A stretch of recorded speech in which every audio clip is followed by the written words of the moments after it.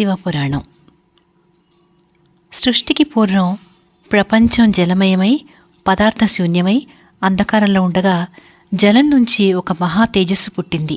కాలక్రమాన అది జ్యోతిర్లింగ స్వరూపం దాల్చింది. అదే పరమేశ్వరుడైన శివుడు.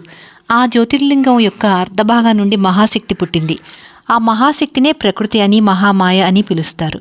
కాలక్రమాన పరమేశ్వరులు మహావిష్ణువును సృష్టించారు. మహావిష్ణువు నాభి నుండి మహాపద్మం పుట్టింది. అది అనేక వేల యోజనాల నిడివి కలిగి మహా ఆశ్చర్యకరంగా ఉంది. ఆ మహాపద్మంలో 5 ముఖాలతో బ్రహ్మ పుట్టాడు. ఆ బ్రహ్మతో పాటే సరస్వతి పుట్టింది.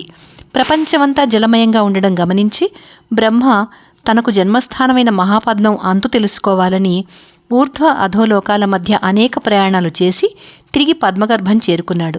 బ్రహ్మ ఓంకారాన్ని జపించగా దాని ఫలితంగా విష్ణు బ్రహ్మ ఎదుట ప్రత్యక్షమయ్యాడు. తానే సృష్టిలో మొదటివాణ్ణి అనుకుంటున్న బ్రహ్మ విష్ణువును చూసి, ఎవరు నువ్వు, ఇక్కడికెందుకు వచ్చావు అని అడిగాడు.